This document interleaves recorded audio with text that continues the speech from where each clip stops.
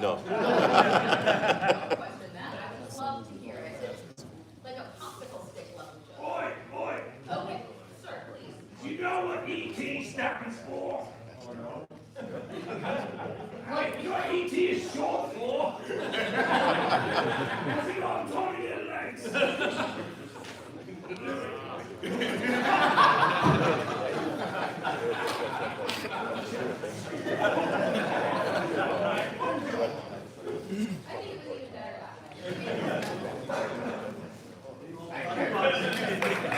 Hasn't started yet. Can you guys hear? Let me know in the comments if you guys can hear.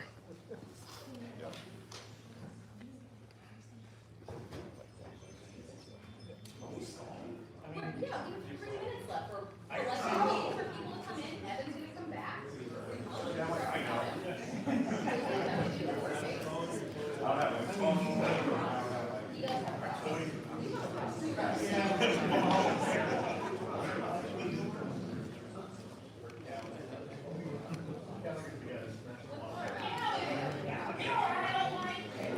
Look, if I'm shaky, it's because I don't know what I'm doing. And my mom let me out of the basement today, so let's see what happens.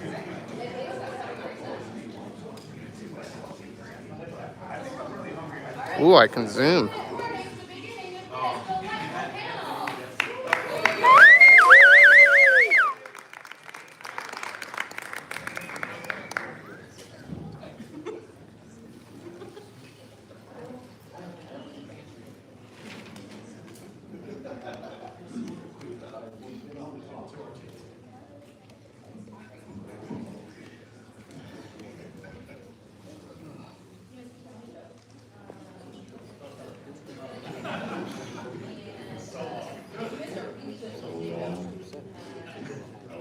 Sorry.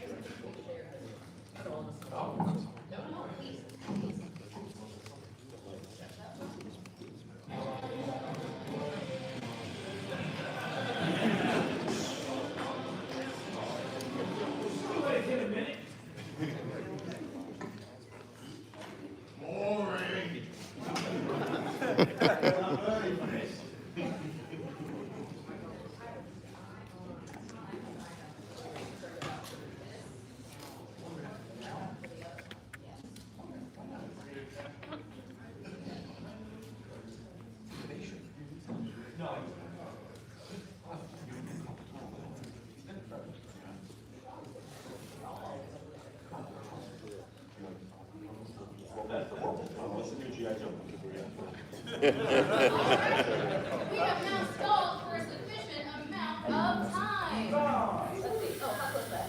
Is that better? There we go. All right. Welcome to the Hasbro Non-Disney Action Brands panel of New York Comic Con. Great news if you want to come and hang out with us after the panel is over. We're in booth 10 and 12. Please, would love to see you. All right. So we will start off. I will just frame it up with an agenda so that we all have an idea of what to expect. We're going to start off with Transformers. Going to do a little behind-the-scenes development hit on Ghostbusters, and then we're going to transition over to G.I. Joe. Does that sound good to everybody? Yeah! First things first, there are, depending on how familiar you are with things, actually no, it doesn't matter, there's somebody you've literally never seen before on this panel. So, we will all go through and introduce ourselves. There are going to be two humans in the middle who are likely going to be new, one who definitely will be new, and we will be extra nice to them because this is the first time we've had them do a panel in front of a room full of people. Hi, I'm Emily. I do marketing on our marketing communications team for our fan-focused action brand portfolio. And I today am joined by... I'm Evan, product designer on Transformers. Hello.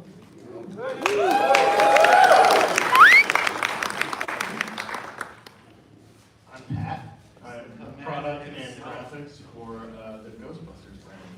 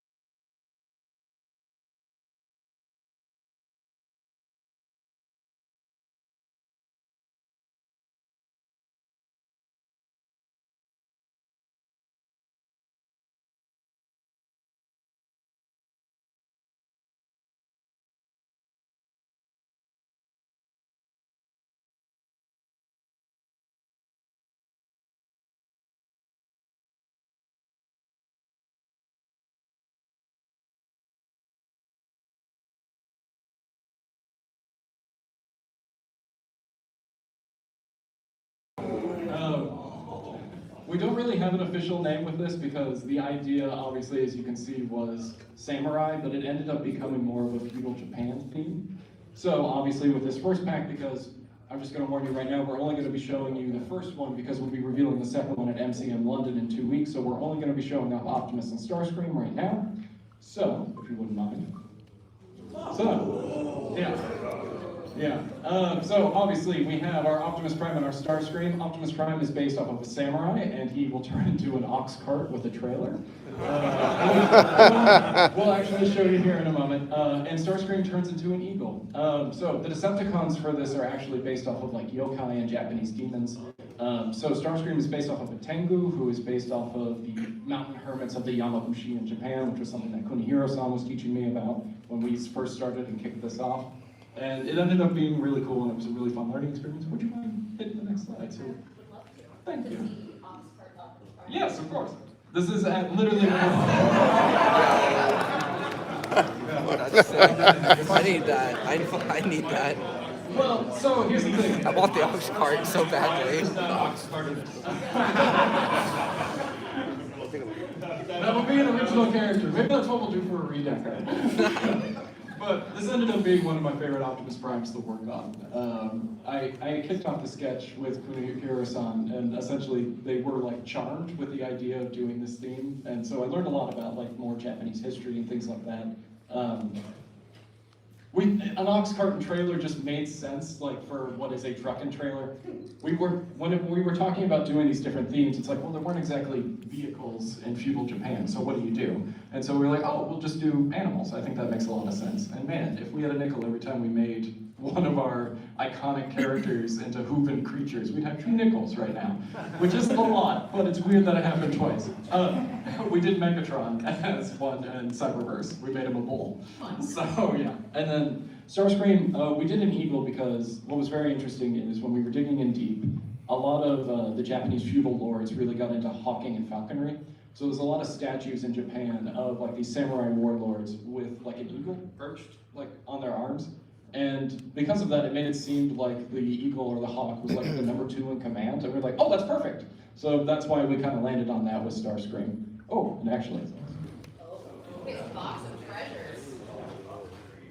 Would you go to the next slide? I would love to go to the next slide.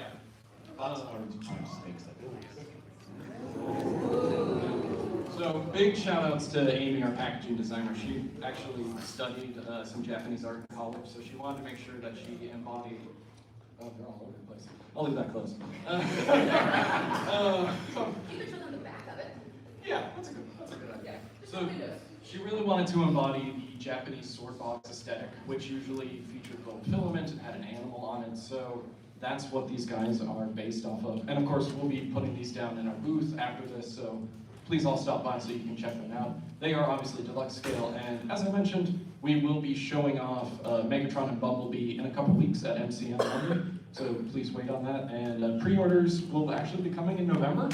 And yeah, I guess please look forward to it. And then look forward to future themes that we're looking to explore here.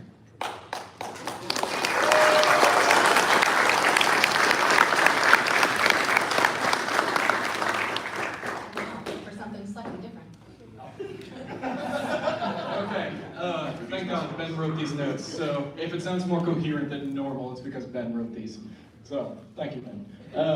Okay, time for our 2025 Hall of Fame. We gave you 3 categories to vote on. I don't think Age of the Primes Studio Series is really going to shock anyone, but here goes. Click. So, we have Leader Class Megatronus, the Fallen, coming in with a 35.6% of the vote. So he is the inductee into the Hall of Fame for Age of the Primes in 2025. He was the clear winner. If you were curious about 2nd and 3rd place, 7th place was Onyx Prime, and Skybite came in 3rd, with an honorable mention going to Star Optimus Prime. And then, of course, next was the favorite studio series, and I don't think it's going to shock anybody, but are there any guesses? Oh God, you got it. Yeah. No shocks here. Here we go. Leader Class Studio Series 86 Megatron. I am happy that everybody has enjoyed this figure. Actually, funny story. So this Megatron and the Megatronus were both designed by Yuya over at Takara Tomy, who's normally the car guy, but I guess now he's the tank guy. So okay, that's great. It's great. He's got a lot of skills. It's awesome. So here we see him in both modes. He has mass shifted himself. And obviously, big kudos to Dave White, who has taken these photos, and they are fantastic. This was a landslide victory. He got 54.6% of the vote, followed, of course, by leader class Age of Extinction Optimus Prime, which that's wonderful, thank you. And then, of course, Voyager class TF1 Sentinel Prime. I was kind of shocked about that, but I'm glad you really liked it. And then right after that was the 86 Long Haul and Hook, which, to be honest, I had expected Devastator to make this, but you know what? This is great too. And of course, next up is going to be our fan favorite exclusive for the year. This was a lot closer than I think anybody expected, and to be honest, I'm kind of shocked. Does anybody have any guesses what the exclusive that won would be? Close, but no. So here we go. Yo! Oh, yeah. I know, right? I know. Wow. Now, granted, I worked on this figure, so I'm very excited about it, but I was still like, what? Oh, okay. So, where are my Transformers Cybertrain fans? Cybertron fans? Yes, we definitely need to do more of that. So, here we go. He edged out a victory. It was very close. He won by about 30 votes. So the one that came next was actually Timeline's Heart of Steel, Optimus Prime, and Starscream. So they came in second, which is wonderful. And then, of course, VMAX's clear favorite was the Sea Spray, and that came in third. Yeah, I know. I don't know how this happened, but Armada Nemesis Prime is also on there. It's the one that people can only buy now, so I don't know why that was even allowed to be voted on. But it was a very tight race. And with that, we're actually going to end the Transformer segment on our human inductee. There are so many deserving individuals, it was hard to pick. However, this year's was actually kind of pretty easy to pick. So, Ron Friedman. Round of applause. So, sadly, we actually ended up just losing him this year. He was fantastic, obviously. He stands as one of the master storytellers who gave Transformers its heart, its humor, and its humanity. As a screenwriter who helped bring Cybertron's heroes and villains to life, Friedman transformed, quite literally, the concept of warring machines into an epic saga of courage, sacrifice, and identity. His work on the original Transformers animated series and the landmark 1986 film that traumatized us all laid the emotional and foundation for a universe that continues to evolve. And I apologize for the flickering of the screen, it's just going to be how it is. And then, obviously, through his vision, Optimus Prime, Megatron, and countless others became more than just characters. They became cultural icons, symbols of leadership, resilience, and the eternal struggles between good and evil. Friedman's storytelling bridged generations, blending thrilling adventures and timeless moral depth, and igniting imaginations around the world. So, our inductee into the Hall of Fame for pioneering creativity, enduring impact, Ron Friedman, and Transformers, embodies the spirit of transformation itself, proving that courage and heart can turn even the coldest of steel into legend. God damn it, BMAC, that was a good line. Thank you, Ron, for all that you gave us. Your stories will live on in our hearts and minds forever, and with that, I will say, thank you.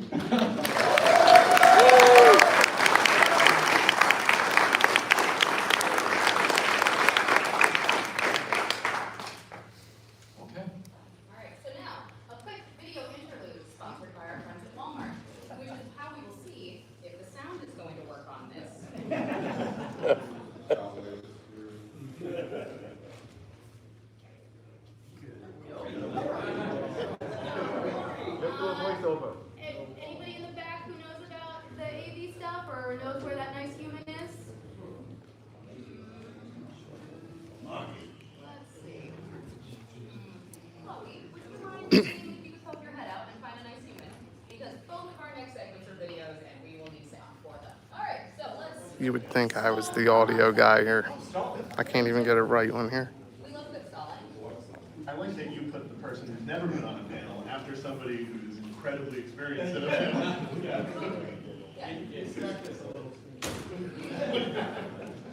It's fine. There's so much to talk about that I figured that we would just give you all the time at the end. It's really, it's a reasonable amount of things. You know, I had a brief stint on G.I. Joe. Emily is over here, the woman with the... I have a small handful of packages, starting with Pythona at night. Yeah.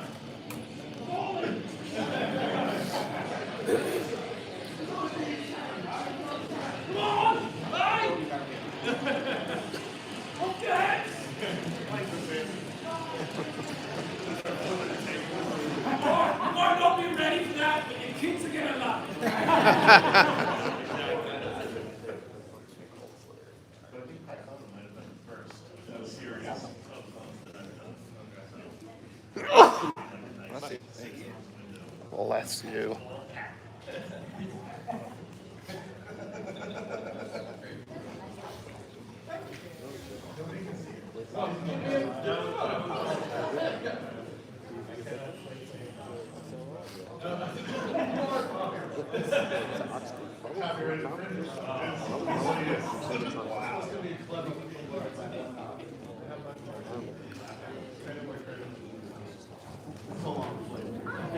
How are you doing?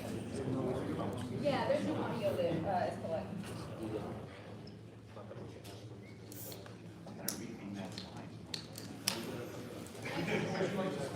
Lenny, that's what I'm for. You don't have to read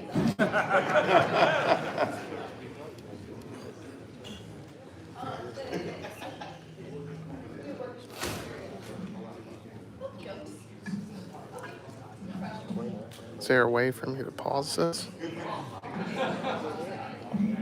I don't know why I'm whispering.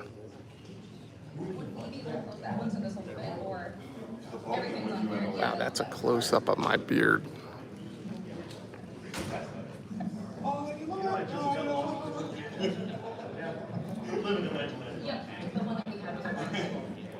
I can barely read your comments, so have at it. Make fun of me.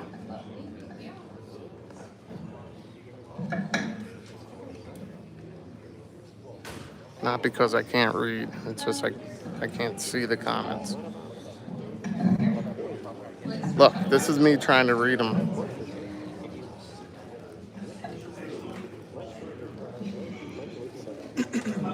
I'm just gonna flip this around. Nobody wants to see this.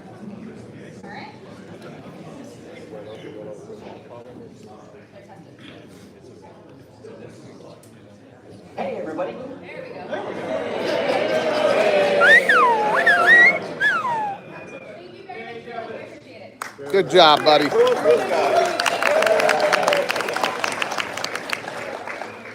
all behave at the table if I'm over here.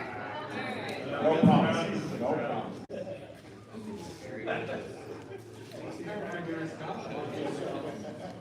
Okay, all right, ready?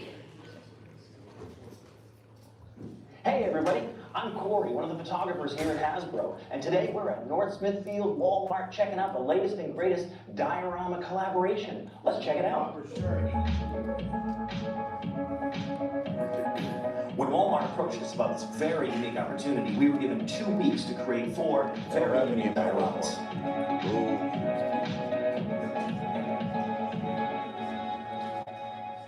And we've done it for all your favorite action brands: Marvel, G.I. Joe, Transformers, and of course everybody's favorite, in a galaxy far, far away, Star Wars.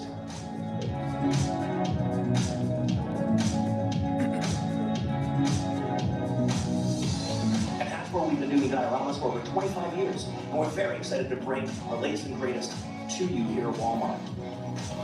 We're inspired to make very creative dioramas and keep raising the bar because of fans like you.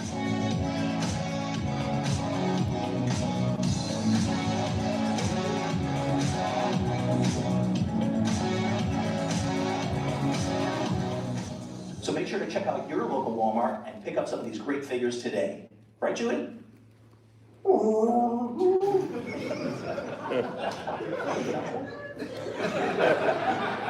Julie, you have anything to say?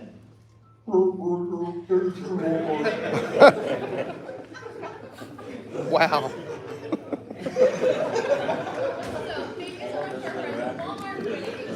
I thought I was a nerd. We have on our brand, and make sure that you go and check out that. So in some stores it's an islander and it's getting refreshed with new products, so there's like spots for the product around it. In some stores the dioramas are actually at the top of the shelf, like over your regular toy aisle, but they are pretty cool to check out. And I don't think that In some stores, there's none of them. Sorry, say it? In some stores, there's none of them. And in some Not stores, even they're G.I. Joe on the those shelf. are different Walmart, like scavenger hunt. But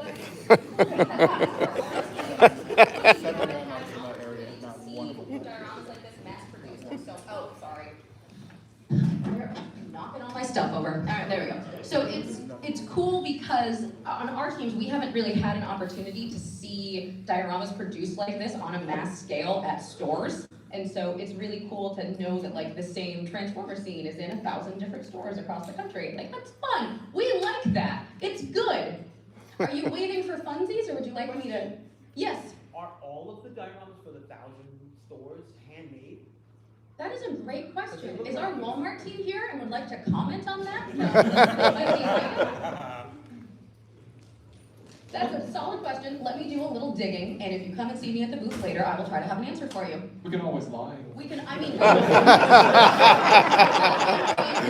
I like it. Let's say hand constructed. Hand constructed, see, there's a legal license. All right, so next up, we are going to skip into our middle section. So we are very excited that Pat was able to join us at the panel today, but we thought he wasn't going to be able to, so we made a very silly video. And so we're gonna play that, and then because he is here, we'll talk through some of like the design elements a little bit more in depth. Sound okay? Yeah. Excellent, thank you. You didn't really have a choice. You could have been You're here with us. Nothing I love more than a captive audience.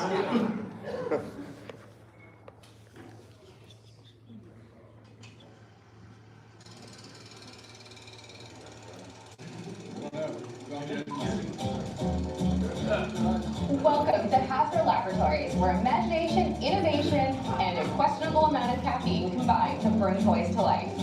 In 1986, Kenner answered the call with the first spectacular line of toys based around the real Ghostbusters, including Proton Packs, Ecto-1, Ghosts Galore. These toys were absolutely incredible for the kids that got to play with them growing up. But what happened to the toy concepts that never were? Those that were too daring, too advanced, or simply too bizarre to make it to toy shelves? We're about to go behind the scenes at Hasbro's Design Center. So this is our top secret behind the scenes area where we're going to show you what it takes to bring some of those concepts back to life, especially for our new Ecto-Glow capsule collection. So while there's no filming allowed back here, there's lots of IP-sensitive things that are happening. Through the magic of dramatizations, we'll be able to show you what our designer's creative process may have looked like. Our designers, like Pat and Zach here, do countless hours of rigorous product testing and research to get the creative juices flowing, until finally the idea strikes. Behold, the 1991 Ecto-Glow Copter, a marvel of toy engineering so ahead of its time, it was never actually produced. Working closely with our friends in Hollywood, our designers devised the perfect plan to bring the Glowcopter back to life.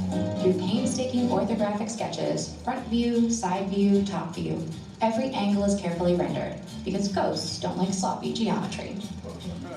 With our initial line drawings completed and sent off to our sculpting partners, the designers patiently await the first round of 3D CAD files, but their work is only just beginning. Through the miracle of modern technology, the first round of 3D files appear on our designers' screens. From there, the files are sent off to the model shop for fabrication, where our master model artist inspects the work with painstaking care. Each color has been matched with the precision of restoring a Renaissance masterpiece, because nothing says high art like a glow-in-the-dark helicopter from 1991.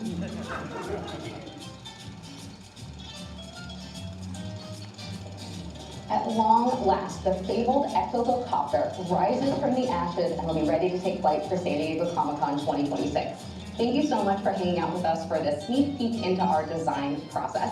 If you're curious about more on The Real Ghostbusters, you can check out The Real Ghostbusters, A Visual History by Craig Goldberg and Troy Benjamin. It is full of all kinds of really cool information about the show, the toys, basically everything you wanted to know about the world of Real Ghostbusters. And then if you're curious about kind of the world of packaging art, and what it takes to really recreate that artwork that was for new toys that didn't exist in the 80s that we're doing now, and that classic Kenner line look, check out Pat's interview with Harry Moore that was taped at San Diego Comic-Con that will be up on Hasbro Full Socials this afternoon. Harry is an incredible artist. He's done all of our Kenner artwork for us over the last 5 years. We really want to hear him talk about what his process is.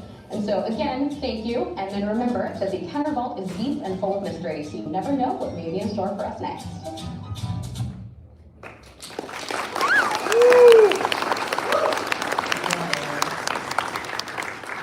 It was a really fun afternoon filming that. Oh, God, Oh, no, it's gonna play again.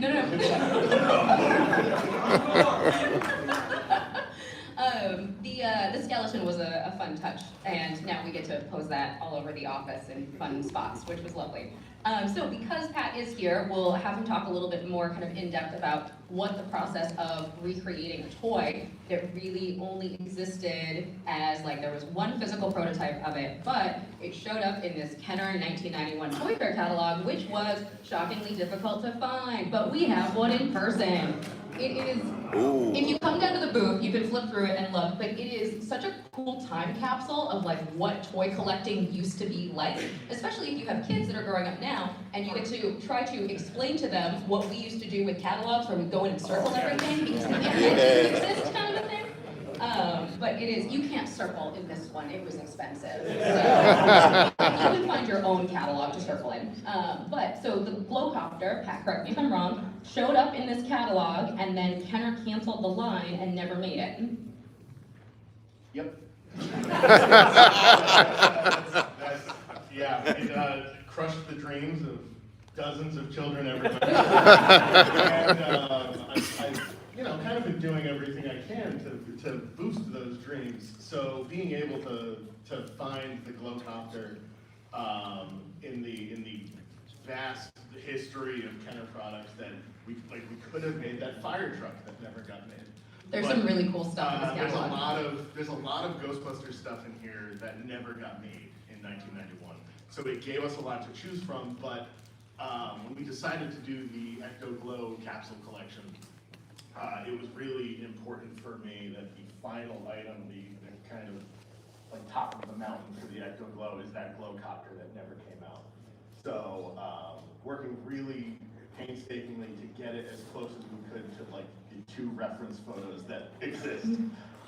Because what people might not know is there was a line of toys for Police Academy, and the Glowcopter was originally the Crime Mulcher, and the Crime Mulcher also never came out. So it makes it twice as hard to find any kind of prototype or anything having to do with it. So getting orthographic drawings done based on 2 or 3 images that you see here, pretty much what we can find from the internet,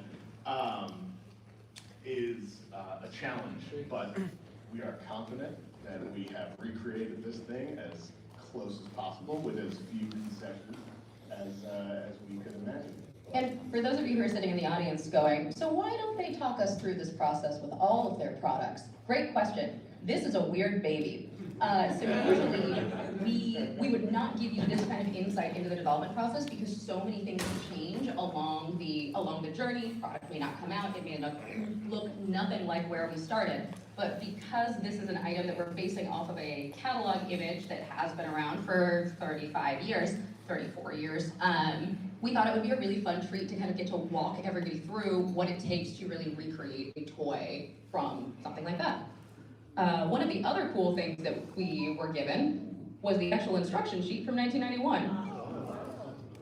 Yeah, being in this community, we have a fan council that we'll talk to about certain things, and they may have access to or have lost things, or this was actually in the Ghost Corps archives.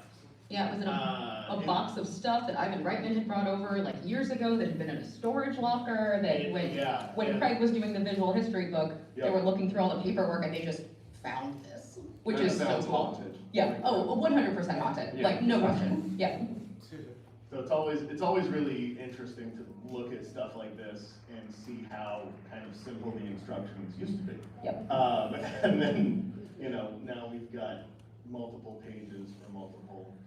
As a time check, you have 3 minutes left. Do I? That's a lot. You sure? That's a lot. Okay. So yeah, I wanted to give you guys a closer look at some of the orthographic views here. We do these line drawings, these tech drawings, so that we can get a feel for scale. Make sure all the pieces, seem like where they should be. So our 3D artists will go in using these orthographic views to really make the model as close as possible to the drawings. So the drawings are probably the most important part in any of our product development. I know that Lenny does all his own drawings. I'm a crazy person. I have problems. But from there, you know, after I think it's like 2-3 weeks, sometimes a month, we get some 3D back in, and then we start fine tuning. I will bother Tony to print me things, and we will, you know, comment on the scale, and this piece doesn't fit here, and this doesn't do what it's supposed to do, and this piece is broken. Or maybe the figure that you need to fit into this doesn't quite fit right, so you need That's to do true. refinement. Yep, so making sure it fits with all your favorite Ghostbusters was very important to me. Make sure nobody's heads get chopped off of those brothers. And then it's gonna go to the next one. Working with Harry Moore, who again is a fantastic artist. And I feel like I underutilize him, because I'm just like, Harry, help me make stuff that looks cool. But his skill set is so vast, and he does so much work for Hasbro as a whole. It's always fun when we get to do like a little nerdy project where I'm like, I need a dashboard, and I have no clue what it looks like. And we'll just go back and forth about, you know, let's put a radar with some little ghosts on there, and a joystick, and like a little phone keypad. So we did know what some of these details looked like, but, you know, for the most part, I think maybe like 4 people have ever seen the actual prototype of this. And I think we got it pretty close. I think everybody's going to be real happy. I can't believe you're complaining about the number of instructions next to a transformer design.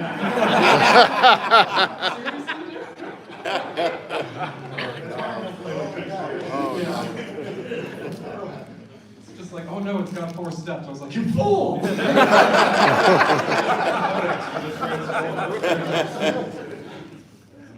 And last slide. Yep. So a lot of the information that that is out there for Real Ghostbusters and Kenner and that history of the brand is contained within this book, and it is the Real Ghostbusters: A Visual History by Troy Benjamin and Craig Goldberg. They did all the research so that I didn't have to, and you know, it is painstakingly researched. The last like third of the book is all about the toys, and there are more sketches for things that I've never seen before. There's like a dump truck and like all this crazy stuff that really is like how they used to make the toys, and it's so fun to look at. You can get it wherever books are sold, I would imagine. Blind books or something. Fine Fine books. books yourself. Is there anything that you would like to say to close out our Ghostbusters segment? By the way, you did take 4 minutes instead of 3 minutes.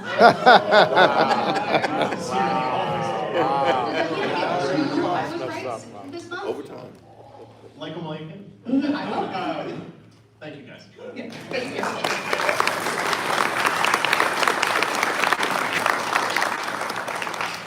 All right, and now, G.I. Joe.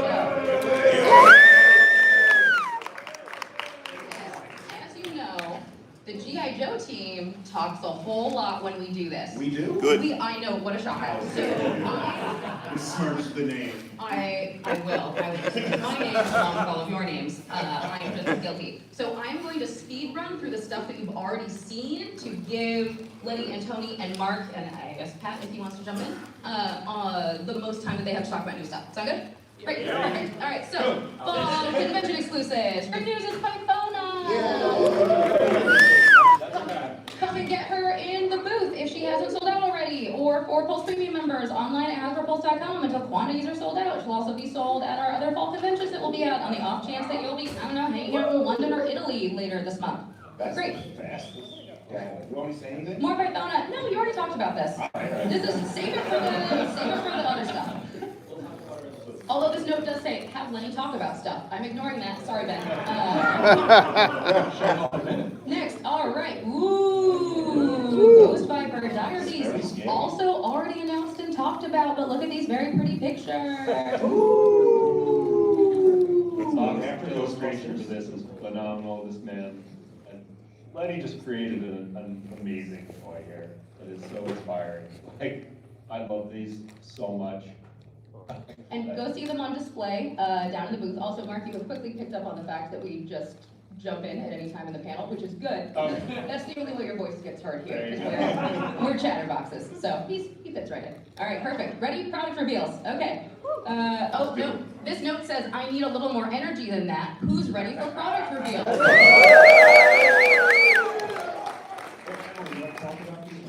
Yes, you can. Please, you can talk about. All right. So over the last week or so, we've been revealing some of the name-only reveals from SDCC and what we call the Road to New York Comic-Con. So here's a look at who we revealed first. Hit and Run. That's real, right? You've seen this before? That's not a lie? Great. We have more images of the logo, don't we? We do, but the notes are on this page. All right, well, we have Hit and Run. You guys have seen the render reveal throughout the week. Actually, I'll click through and you just talk about them. Oh, yeah, let's do it. Okay, all right. We don't rehearse, we couldn't. No, we do not. We actually don't even do notes most of the time. This is just a very sweet gift from BMAC to us, so. Yeah. Here's some awesome images of Hit and Run, packed to the packaging art for Hit and Run. As you guys can see, he's loaded out to the gills. He has his assault rifle. He actually has a machete that goes into his duffel bag. The duffel bag will open up. You can put all his gear in there, so he can just pedal it. His secondary gear has a hook on it, so you can put the cord through there and pose them out, so it's on the images. And I'm very excited about this one. When I was a kid, the second G.I. Joe ever got was Hit and Run. Yeah, So we had to baby. go all in on this guy. See better. I think some of those Slither figures were better though, right? Lenny, you have 32 slides to get through in Go, 16 go, minutes. Mole Rat, And our stage Mole Rat 2. stage 2. So we want to play some Mole Rats more. You can see we've got the glow in the dark aspect going on with them like crazy, but Tony had an idea. He's like, let's make them more gross. So Tony actually did the design for this awesome head. As you guys can see, the energon sickness is growing. Gross. Who would like to see what comes next in The stage. the stage? How far the energon converts? We don't have it prepped for right now. He's asking if you want to see it in the future, just to clarify. Sorry, you want us to get more gross? More gross. Gross. Oh, and there's a note that says, and there's that basketball court again, ... So I'm There's sure that that will come into play later on. All right, and next up, Lifeline. Yeah, so Lifeline was a must. We needed our second medic. As you guys can see here, he's also really kitted out. His loadout is awesome. He has a backpack. He has a suitcase that actually opens up, and there's a rebreather in there, so you can put him on other Joes that are incapacitated. He also comes with a saline bag, so you can put it on other figures' joints, and it could look like he's giving them fluids. You gotta play with your Joes. It's a C-clip, right? It is a C-clip, that's right. And he has his iconic green glasses, as well as he has 2 sets of goggles, because we don't want you to stretch out your goggles on his helmet, so that you can put the smaller hair on his face if you want to not have a helmet on. Why are the mole rats attacking Lifeline on the basketball court? Well, my things got a little out of hand with Cobra. You know, they were looking for Energon in the inner city. It's not like a gun or is he a pacifist? It's a question of it. Oh, that's right. If you guys want, you can take the gun off of his strap. And that's right. Not just the pistol, but the holster itself comes off. So if you don't want to have a pistol at all, you can take it off the That just makes sense. And then Night Fight works. Highly anticipated. We needed him in the line. He's one of the coolest troopers to come out of deep. As you guys can see here, he's pretty kitted out. All of his knives stow, one on his shin, because that's where you keep your knives, I guess. He also comes with a visor, as you guys can see. In the images, on the visors, like an optic, that'll come off and go onto his gun, as well as you can customize it across the figure. We're really excited to have him in there. We got a lot of cool spot glosses and matte on this figure to make him really pop. Ooh. All right, and lastly, we revealed the final new recruit from the 1987 movie. That's right, it is Big Love. Basketball. So we had to get him in there. You know, this is the start of a new collection as well. Big Love is awesome. He's never really had a true figure. I think there's been customized figures back in the day, but I really wanted to do him justice. I want to bring him into a modern day. He had to have a basketball. Basketball is actually glued to his hand for safety reasons. He comes with a grenade launcher. He actually comes with a secondary grenade in case you want to throw it like it did in the cartoon. Is that also for safety reasons? For That safety gives a reasons. grenade launcher? That'll pass through the joking gauge, that grenade. Sure. The grenade launcher stows on his bandolier. And you gave fun names for those ones. There's like the alley-oop and the... Yeah, it was the alley-oop, the finger roll. I gotta look at my... Oh, these are his fighting game moves? No. Okay. Grenade goes the Oh, okay. Mark will be illustrating that to you guys on the online. Mark is also responsible for all of the incredible but silly names for all the weaponry on the tech specs for the HasLabs that we do. And he does all of the writing for Cobra Commander voices for all of the projects that are perhaps sent to somebody who may be sitting in the final booth. I don't know. All right, let's see. Oh, more basketball. Yeah, we've seen. This figure just lands up. Hey-o. Photographer Matt, we just kind of let him go and we checked to see if the piece is in the right spot. And when we got to it, he said, is this too much? We're like, no, this is just right. Matt is a genius. There are a couple of times where we've looked at it and go, no, that's No, too no, much. no, no. Yeah. But you gotta let an artist art, right? But remember, nobody ever dies in G.I. Joe. That's right. So that's the rule. Ben wrote me a lot of notes in all caps. That's right, he dunks, he scores! 5 exclamation points. And lastly, he's overwhelmed by the mole rat horde, but don't worry, Big Love is safe. Be sure to check out all the Dio images online, and you'll see he gets some oxygen from Lifeline after he defeats the mole rats. And now you're like, wow, you just showed me 5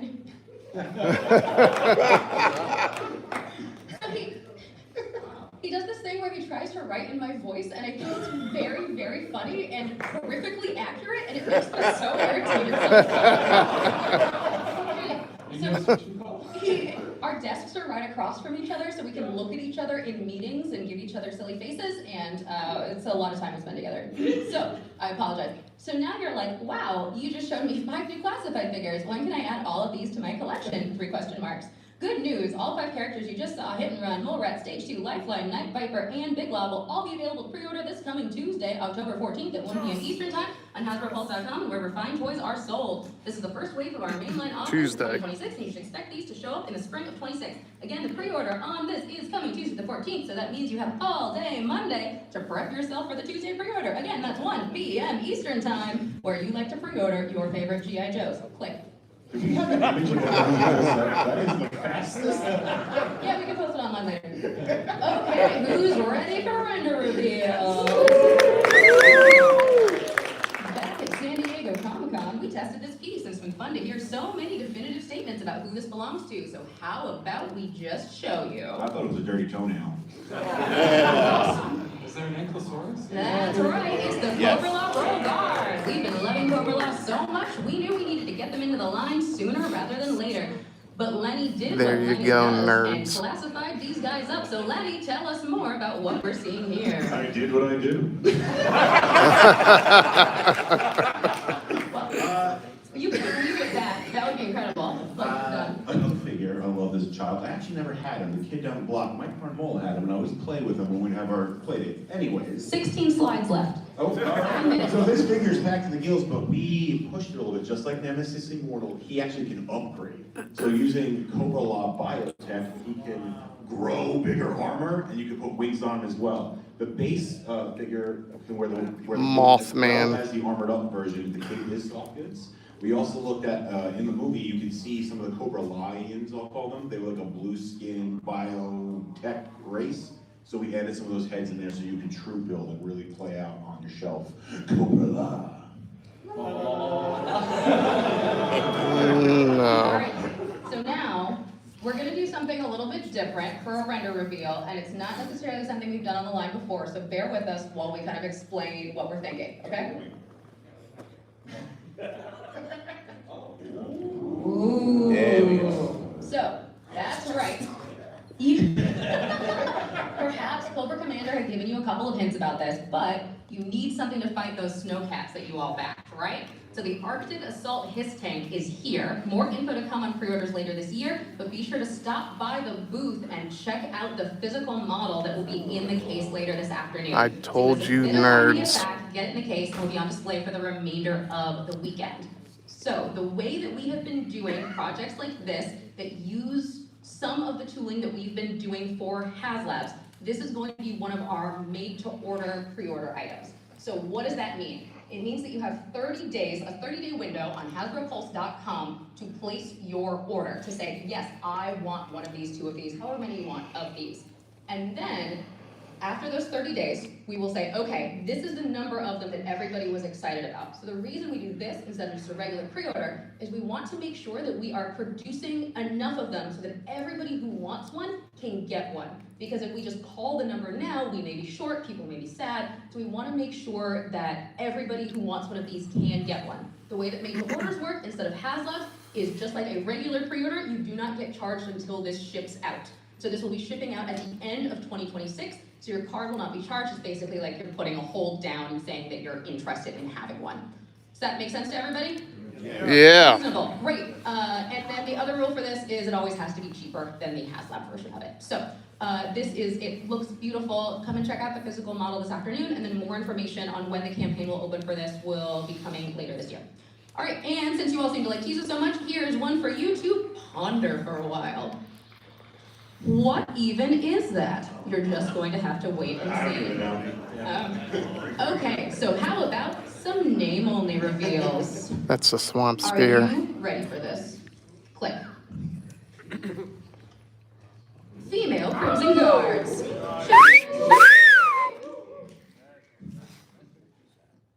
Then we've got, come on, clicky thing. Crazy Legs. That's right, for anyone who didn't back the Dragonfly, you now have a chance to add Crazy Legs to your collection. And yes, we are talking about classic red and gray, clearly a very covert color scheme. Sarcasm. Crazy Legs. Do you think I was supposed to read that in a sarcastic voice or just say sarcasm? I think you did. That was perfect. Yeah, perfect, thank you. But great news, it doesn't end there. We like the original 13 members around here, right? Then it says wait for cheers, so. Yeah. Zap. That's Yeah. Is it even a reveal if somebody doesn't have a mustache? Excited for Zach to be joining the collection and working to fill out our original 13 roster. And who knows, maybe there are even more original 13 characters planned for 2026. You'll just have to wait and see. So that does it for our name-only reveals. You're all pretty smart and you can guess how these will be executed and probably guess that you'll be able to pre-order them somewhat soon. But now let's move on to our final order of business for G.I. Joe, and that is our 2025 Hall of Fame. So, for this year's Hall of Fame, we asked you two questions. First, your favorite 1983 character. Since we kicked this off last year with the 1982 characters, we wanted to follow up with year 2 and see how you all felt. And spoiler alert, there's a good chance next year will be your favorite, what year? 84. Woo! Oh, that is correct, character. Second, we asked you your favorite classified figure of the year. This is always tricky, as not all figures from the year are in the hands yet, but the entire year has been revealed, so we'll try our best, right?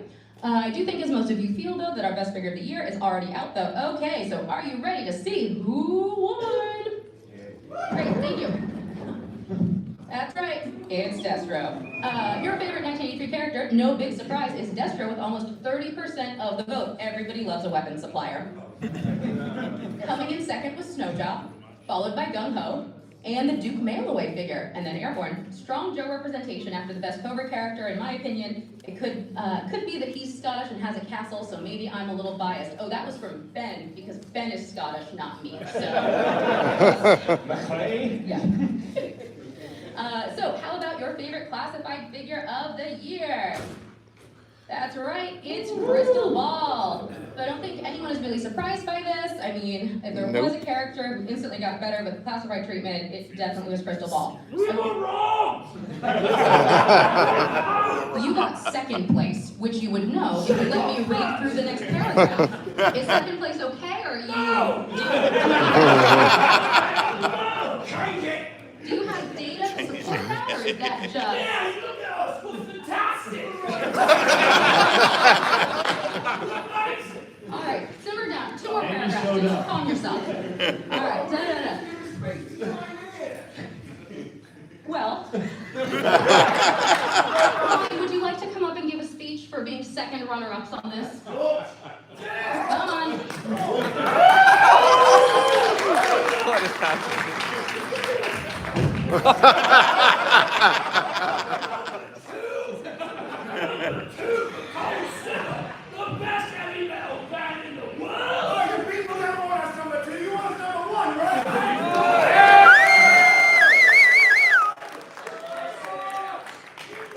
You have to prove it again. Here's tomorrow, no, I have the Gramercy Theatre. 8 o'clock doors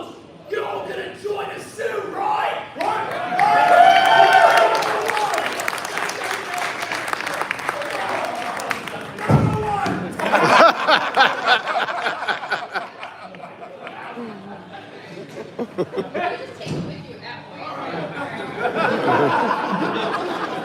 Thank you guys. That was a great runner-up speech. That's a cold torch right here. Big spring-loaded cannon. You got it. I'm sorry.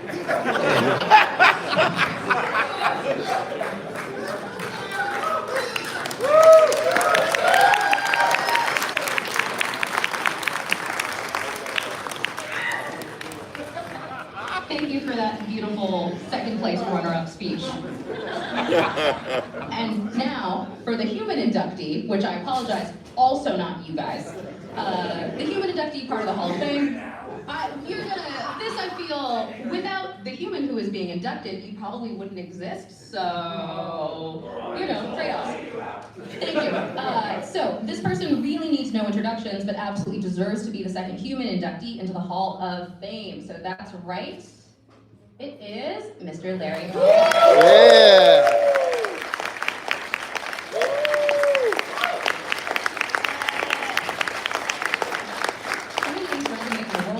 Storytelling like Larry Hama and G.I. Joe. As a creative force who transformed a line of figures into a universe of heroes, Hama redefined what it meant to tell stories of courage, duty, and identity. His groundbreaking work on G.I. Joe, A Real American Hero, brought depth, personality, and moral complexity to every character, turning codenames into icons and battles into lessons about honor and teamwork. Across comics, toys, television, and beyond, G.I. Joe became a cultural touchstone, inspiring generations to believe that knowing is half the battle. Larry Hama's vision elevated action into art, forging a legacy that continues to shape storytelling and spark imaginations around the globe. Larry's work on G.I. Joe, A Real American Hero is still going strong 40 plus years later, making it one of the longest running comic series by the same writer. So please join us in thanking Larry for everything he has done for G.I. Joe and continues to do.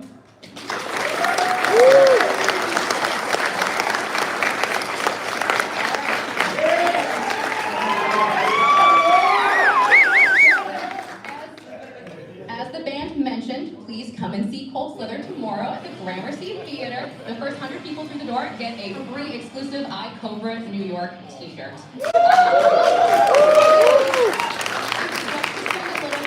I'm with the band today. They will be, I believe, if it's still okay with you guys, if we haven't made you too upset, gracing us with your presence. Oh, Zartan wants me to pay him, I see.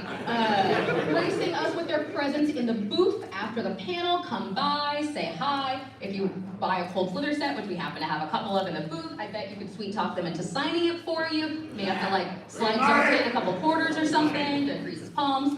But come and join us tomorrow night, just in case you forgot what those toys look like. And with that, we will say, Yo Joe, with this hilarious picture.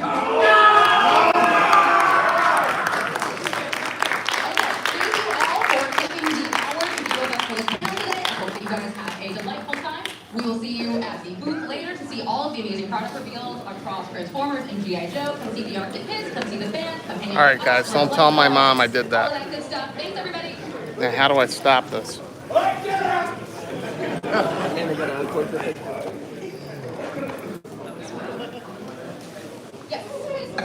It was Jeremy that told me, because I was sending it to a lot of people.